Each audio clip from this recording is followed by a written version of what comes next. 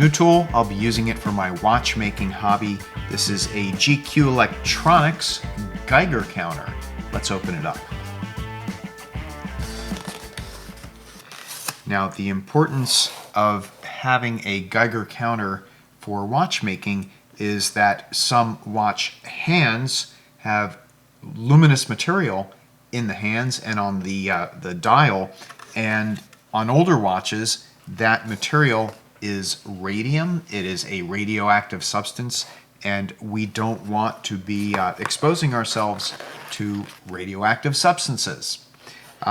There are other luminous materials such as tritium, which are slightly radioactive but don't pose the same threat that radium poses because of radium's long half-life. If you absorb it through your skin or if you inhale it, that becomes a part of you, and we don't want that. That's bad. So in order to know which watches have radium, we have a Geiger counter. So let's open it up and let's take a look at it, and then we're going to test it out. And one of the things that I liked about this is this particular model has optional software. So if you wanted to grab data over time, let's say that you want to test a site and record over time how radioactive or if there's a change in the radioactivity of that site, this will store the data, allow you to offload that data onto a computer where you can then plot it and you can compare the data, create graphs over time. I don't know that I'm going to be using that for watchmaking. What I want to just know is this radioactive or not? And if it is radioactive, how radioactive is it? So inside the packet, we have the unit itself, and we have a power cable. In addition to letting you offload the data from the main unit, I believe that the USB-C also lets you charge the built-in battery. Now it's got one of these very satisfying peel open static resistant bags. And here we go. First look. Nuclear Radiation Safety Guide. So it gives you different levels of radiation and says what's acceptable, whether it's normal, medium, high level, or run like hell. Just get out of there. Like, don't even be there. Just stop what you're doing and get out of town. This is the GMC 300S. It has 4 buttons on the front, has an LCD display. It comes with a lithium battery, which is replaceable but should last a good long time. The radioactivity tube, that Mueller tube, is mounted right inside back here. I'm assuming that will be the area that we want to expose to the radiation. So let's cover this back up and see if it has enough juice to power on right out of the box. Here we go, it's maiden journey.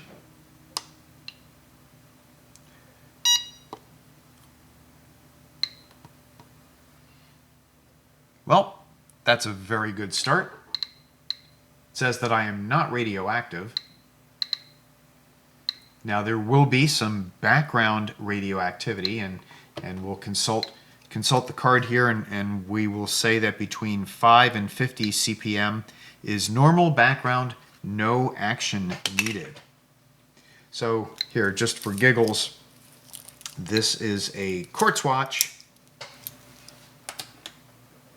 So let's see what happens when we expose the quartz watch to the Geiger counter.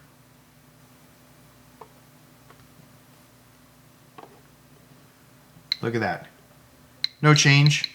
Right up against that watch, you can see that it's clicking up. It's about at 25, 26 CPM. Anything under 50 is still normal. Okay, I have a bin of mostly old watches.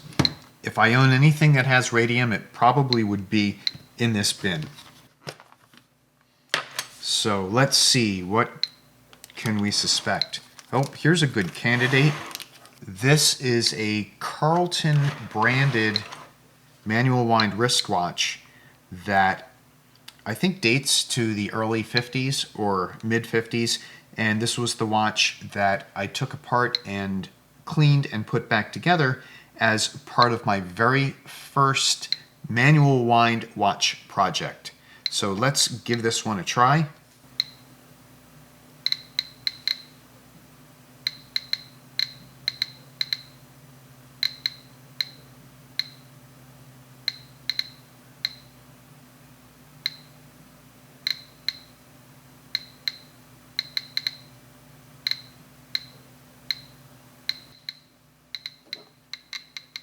And let's see if we just sit this right on top.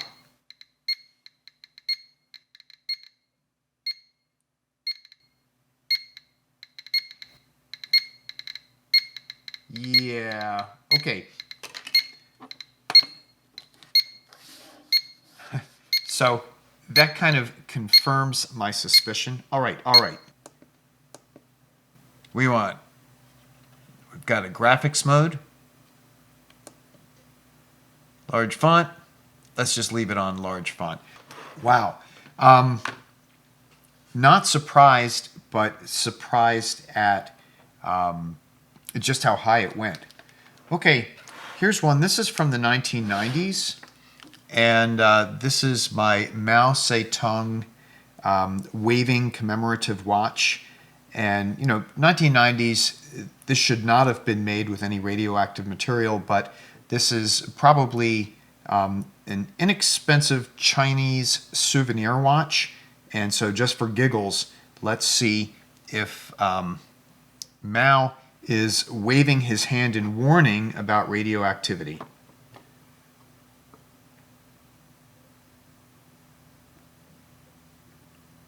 And that is good. That is good. Look at that. Okay, 21, 22. Okay, we're going to call that one not radioactive. How about, here we go, a late 1960s or 1970s. This is a Raketa. This is a Russian manual wind watch, and it has lots of lume on it. So what do you think? Radioactive or not radioactive? Let's find out. The background radioactivity is at 29 or 30, and we will bring the Raketa watch near the Geiger counter.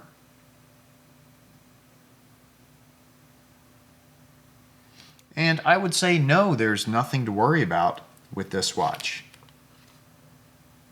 So this made in USSR Raketa gets a clean bill of health. Here's one that has an interesting story. This watch, the brand is Thoresen. They would sell via mass marketing in magazines. Thoresen and its parent company ended up in a lawsuit, which I did some research on. I'm going to be rebuilding this watch, and I will save that juicy bit of information for when we do this watch rebuild. But for the meantime, let's see how the Thoresen does for radioactivity. I'm bringing it in here by the Geiger counter. No problem. Thoresen gets a clean bill of health.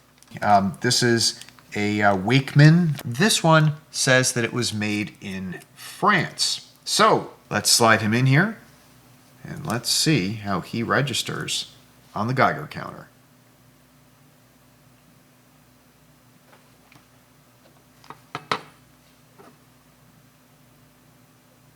Okay.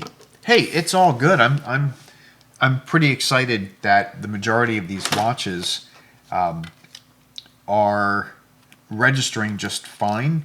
I would like to practice reluming, but I've been hesitant to relume on older watches when the material that they're luming with is questionable. I'll tell you what we can do is, why don't I just drop the whole Geiger counter right on top of my box.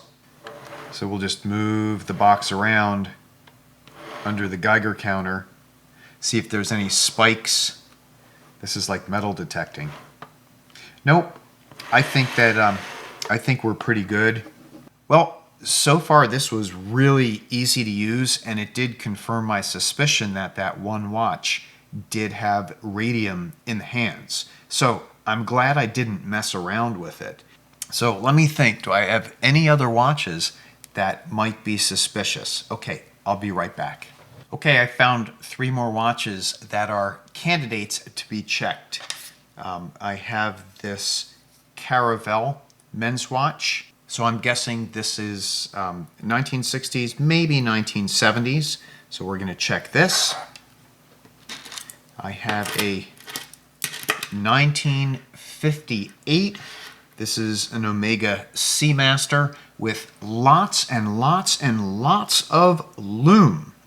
But if you take a close look where it says Swiss made underneath the 6, I don't think you'll be able to see it on the camera.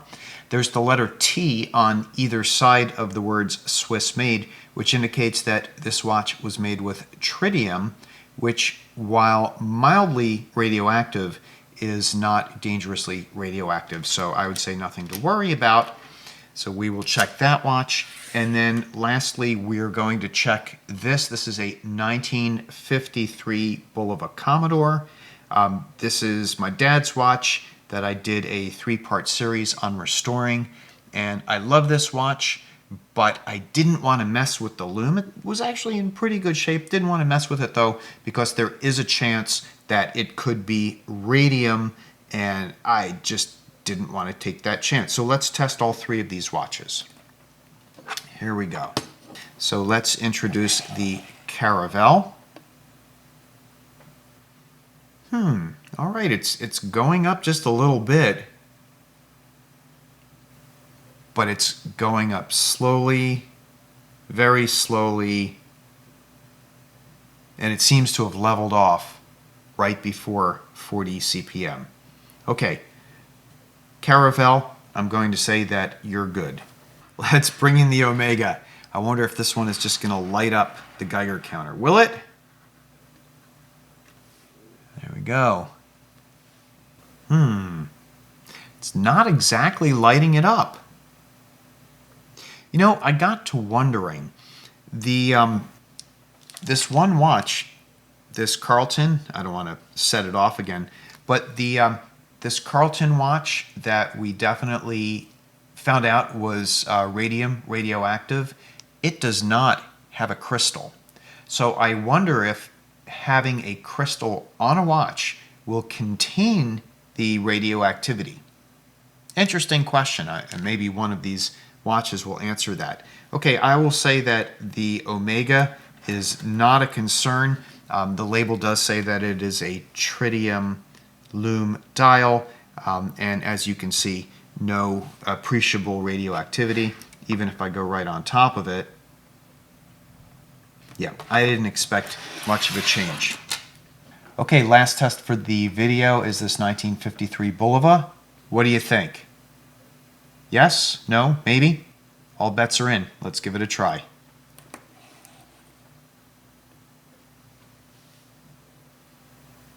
Well, a little bit of a climb.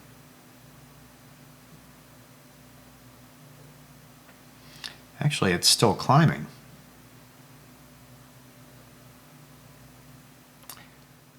Interesting.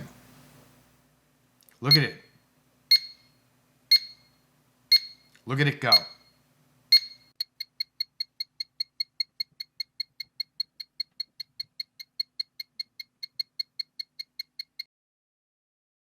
All right, I'm powering down. Wow. Well, I am indeed glad that I did not relume this or mess with the dial and mess with the hands. Well, while we could only make educated guesses before, now we know for sure this is the GQ GMC 300S Geiger counter. I will put a link to this. That'll be my Amazon associate link. I'll put that link down below in the description. Speaking of product links, I'll also put a link to my new Amazon storefront where you can find both beginner and intermediate watchmaker tools and supplies, which I like, which pass the mic test. Well, thanks for watching. My name is Mike. The channel is Watch with Mike. If you like this kind of content, please give it a thumbs up. I look forward to your comments down below.